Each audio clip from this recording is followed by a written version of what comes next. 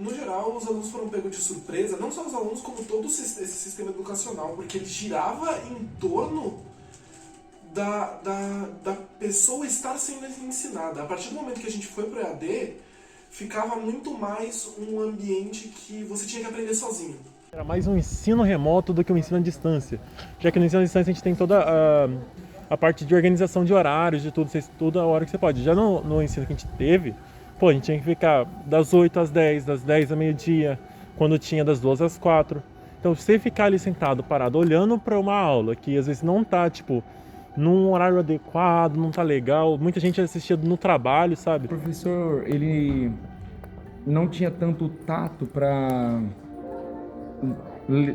construir um ensino, aprendizagem com os estudantes. Então acabou ficando mais à distância mesmo, não de um local em si, mas distância entre relação professor-aluno. Você tinha que correr atrás e nunca foi algo que foi necessariamente ensinado em escola. Sempre era algo que o professor te passava a matéria, o professor te passava o conhecimento. Essa era a ideia.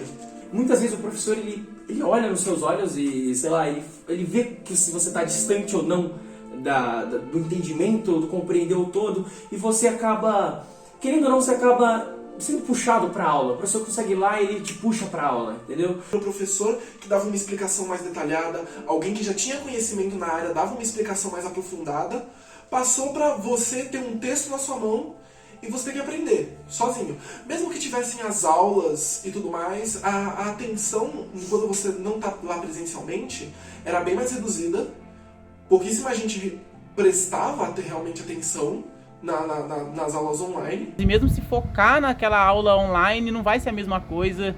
E eu tô vendo a diferença de estudando, indo na primeira carteira, estudando presencialmente, a interação com as pessoas, porque a Unesp, faculdade, não é só a aula, vai muito além disso. Algumas pessoas, certo, são mais autodidatas, seguem estudar por conta, mas o fato de seu ambiente agora, que é o seu lugar de descanso, é o seu lugar de estudo, meio que essas duas coisas não se bateram, pelo menos para muita gente. Uma coisa que me pegou muito de surpresa foi a capacidade de visualização dos alunos. O que antes a gente conseguia expressar de uma maneira mais palpável mesmo, eu acho que explicar a questão dos vetores. O que é um vetor? O que é uma força sendo aplicada a um corpo, a um ponto.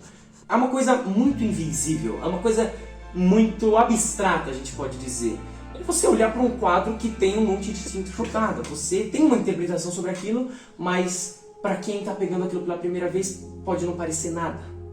Ele está apresentando como se fosse um filme, ele só está repetindo as falas dele.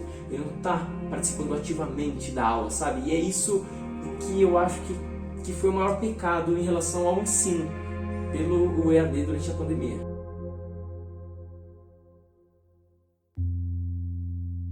Para finalizar, você acha que o EAD foi eficaz? Depende. Tudo depende na vida, né? Mas o EAD foi eficaz, depende para quem. Você pergunta com quem teve. Porque o EAD ele foi eficaz no sentido de, vamos pegar individualmente, certa matéria ela acabou sendo eficaz para você? Depende. Você tinha uma afetividade com o seu professor? E o seu professor ele fazia com que você gostasse da matéria? Então ela talvez tenha sido eficaz.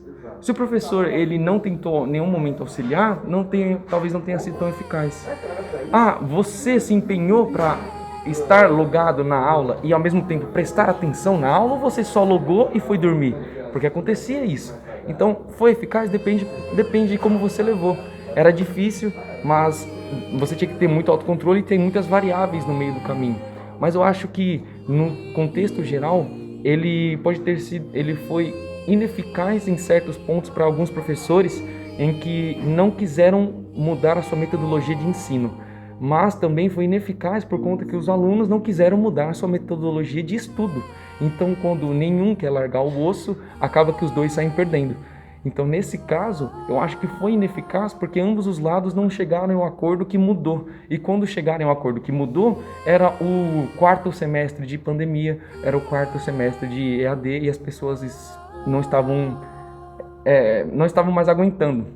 Levavam as coisas como apenas por levar por se formar. Então, a meu ver, foi ineficaz, porque além de todas as variáveis e tudo mais, eu acho que as pessoas que estavam ali ou não quiseram mudar, ou optaram por metodologias ineficazes, e por isso acabou gerando, em alguns casos, 2 anos que não valeram tanto a pena para futuros professores, futuros pesquisadores e também docentes em si.